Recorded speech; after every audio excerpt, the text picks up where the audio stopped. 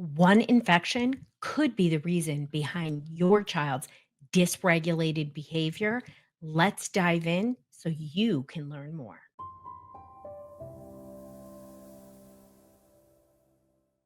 Hi, I'm Dr. Roseann, and I make calming dysregulation easy. And today we're talking about 10 reasons why your child's dysregulated behavior could be clinical conditions called PANS or PANDAS. So let's dive in and talk about first what is PANS and PANDAS. So PANS stands for Pediatric Acute Onset Neuropsychiatric Syndrome, and it can result from any infectious or toxin trigger, which is probably really scary for a lot of people. And it actually happens way more than we realize in kids. And PANDAS stands for Pediatric Autoimmune Neuropsychiatric Disorder Associated with Strep. Now, with PANS, the onset can be of any age. And even though the P stands for pediatric, it actually now is being diagnosed in adults. So, PANS is any infection or toxin. PANDAS is really about strep. There is research indicating that it is happening in 1 out of every 150 to 200 kids. We just don't have a good handle on it. But in this sort of post pandemic world, we do know it's occurring a lot more, right? And really, why does this happen? How does an infection or a toxin like mold or many other things, how does this cause these frightening behaviors in kids, right? And we're going to talk about some of the symptoms that you may just be missing and really just thinking your kid's a dysregulated kid or ADD or disruptive mood disorder or OCD, but it could be PANS or PANDAS. And in fact, it is a lot of the time. So it's a misdirected immune response. And the body actually starts attacking itself. And that produces not just neuroinflammation or inflammation in the brain, but it actually can produce inflammation anywhere. PANS and PANDAS is, again, often mistaken for things like ADHD, autism. There's a high co-occurrence of these things. It can be behavioral disorders, mood disorders, psychosis. Whenever we have anxiety, OCD, or focus issues that could appear in a child, it really can signal that there's something else going on. In the case of PANS and PANDAS, what distinguishes it from other clinical issues, this is really important to hear this, is that it appears suddenly. Okay. So, if you're like, wow, all of a sudden last Thursday, it felt like there was a demonic possession. I didn't know if I should call an ambulance. Their behaviors just went through the roof. These are words people have said to me. So, there is a dramatic onset. Now, the other thing that hardly anybody talks about, but Dr. Roseann talks about, is that you can actually have a pre-existing condition. You can have some anxiety. You can have some OCD. You can have some ADD, focus issues, whatever you want to call it. But then there's a dramatic worsening of symptoms. This population gets missed as having PANS and PANDAS more than any other population, right? Because first of all, who the heck has neurotypical kids? And so when you have a kid who's got a little something, a little wired uniquely, and then it's off the charts, right? First of all, we want to make sure there's not a situational stressor like, grief, trauma, bullying, hardship at school. We want to really rule those kinds of things out. And it's not always easy, especially with teenagers who don't always want to share things. But when your kid has a sudden onset of a behavioral mental health issue and some of the symptoms we're going to talk about, you got yourself a problem. And you really want to get proper care. So let's talk about these 10 signs that I feel like are really missed a lot. So number one, anxiety and OCD are often seen in people with PANS and PANDAS, right?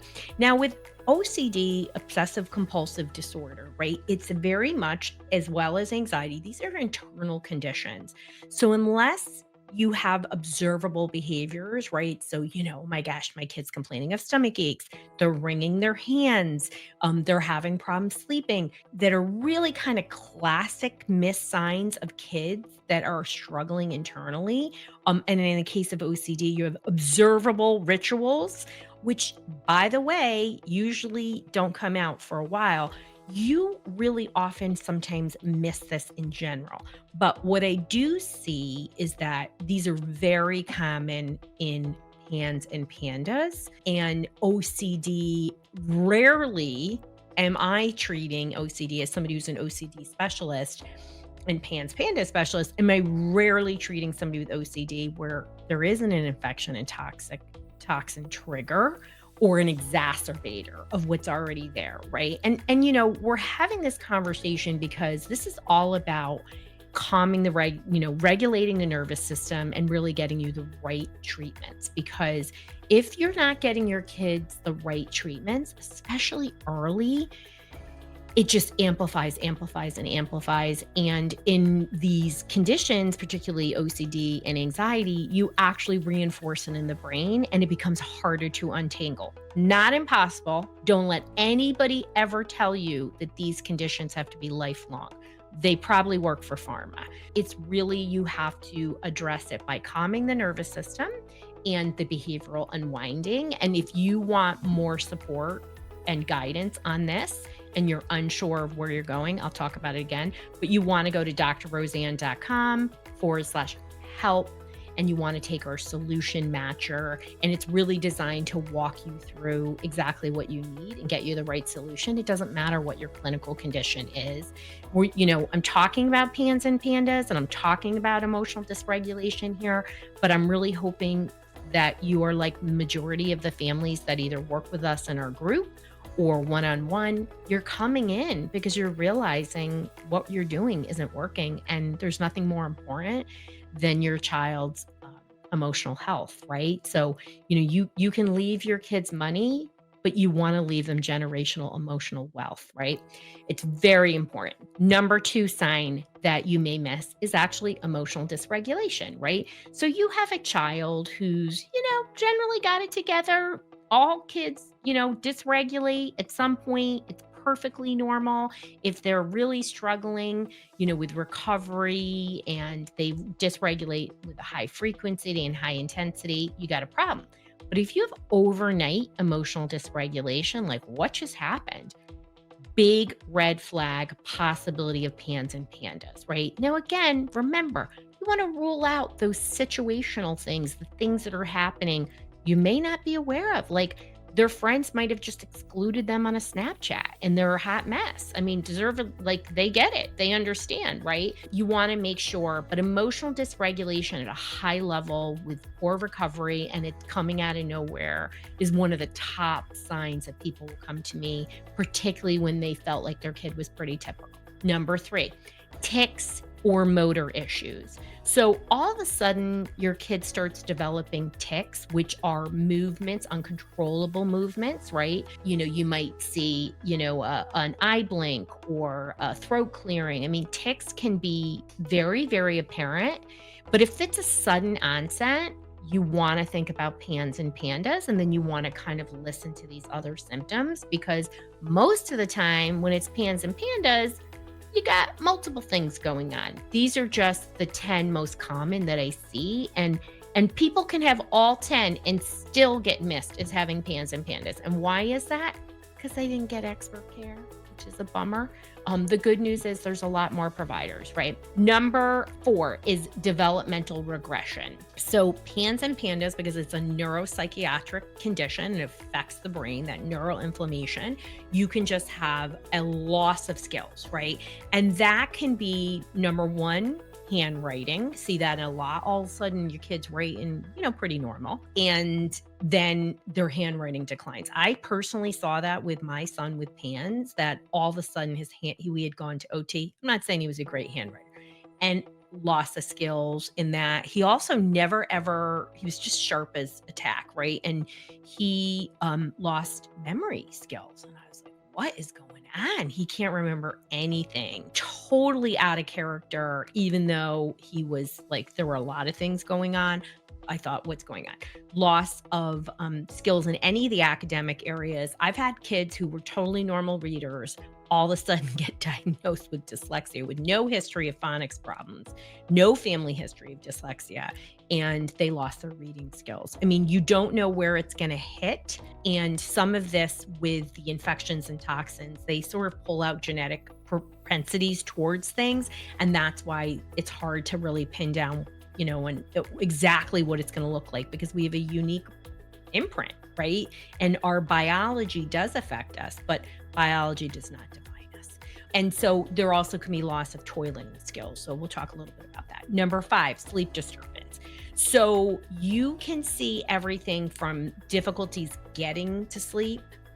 Waking up is a big one that I see a lot, and it can get very confusing with the teenagers who struggle anyway, or they'll have frequent wake ups. You also see a higher rate of nightmares, and there might not have been nightmares, and all of a sudden there's nightmares happening. So really pay attention to that. And nightmares, just understand nightmares. I love to do dream analysis. Our daily life plays out a lot of times at night. So again, you want to really think, what is going on? Is there a real big stressor going on? Because a nightmare doesn't mean your kid has PANS and PANDAS. But when you hear about these symptoms and you also say, wow, we've addressed it with X, Y, and Z, it's not getting better, maybe we need to rule out PANS and PANDAS, right? Which is always a good idea. Number 6, physical symptoms. You can have joint pain, sensory issues, changes in bowel movements, stomach issues. These are all things that, again, particularly, bowel issues or gastrointestinal can be reflective just of anxiety, right? But in the larger context, and you're having multiple symptoms, you want to consider PANS and PANDAS, right? Especially with joint pain and tick-borne illness. Tick-borne illness does not always result in joint pain or pain. And I have people who have just pain, that they just unrelenting pain. I have multiple people I'm working with right now who have unrelenting pain, and we're talking young people. I mean, I do work with adults too, but it is more common. And sometimes what winds up happening is, with all these symptoms, by the way, is when they can't pin it down, and you're not going to a PANS PANDAS literate provider. What do they say? They say it's psychiatric, right? They always find their way over there. Since mental health workers are frontline workers for PANS and PANDAS, they actually are getting really pretty literate and saying, you've got to address this medically, because this isn't a psychiatric issue, it's a medical issue. Number 7, behavioral issues. So all of a sudden you have school avoidance, sensory issues, restrictive eating, picky eating, not eating anymore. I can't tell you how much that happens, school avoidance and restrictive eating. And you're like, what is going on, right? Those are some of the most common behaviors that I see. Total emotional dysregulation, rage, anger, school avoidance, restrictive eating, and obsessive compulsive behaviors are the most common behaviors you actually do see. Number 8, something people don't talk a lot about. So if your child's behavior worsens during any kind of illness, so these are called flares. So a lot of times, right? So you have to have a sudden onset or a sudden acceleration. But what we don't talk about is the soft signs, the early signs. So people recently, I'm working with a young woman, an adult. She said, like, I would destabilize, right? And she has, autism. And so she knew herself really well, and that she has sensory issues and difficulty focusing, but she really had it together and was living a really good life. Amazing parents.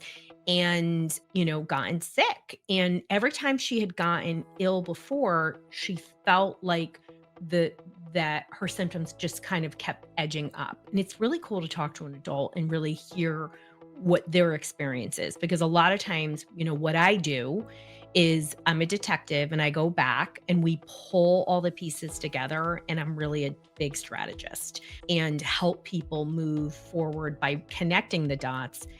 And using the best of science-backed solutions, right? So if you're looking to work with me, you can go to drroseann.com/help. And we have all ways to work with us: virtually, in person, even though most people only come out one time, and then we work with them virtually. And we also have groups, and also lots of resources. And we have a PANDAS kit for parents. What had happened was she really connected that she worsened her behavior during these flares. And on the conversely, if your kids destabilize and you give them, treatments for a virus, for an infection, you use things like Benadryl or Motrin, and your kids' behaviors get markedly better, neural inflammation and infections are at play.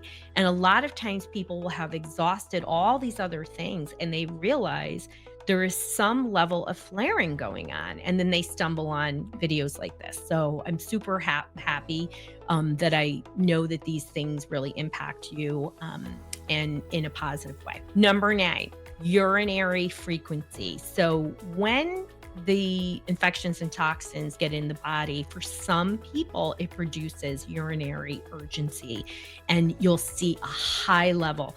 Histamine response is part of that, but it occurs a lot. And this occurs in children, it occurs in adults, and sometimes it's a soft sign. It shows up before somebody has one of these major flare destabilization episodes, right? Number 10, severe separation anxiety. So, this gets confusing, right? So first of all, if your kid never had separation anxiety and all of a sudden they have separation anxiety, you have a problem, right? So if they're dropping off at daycare or school, you want to think, like, is somebody potentially harming my child? Of course, right? I'm daughter of Philomena. She didn't trust nobody.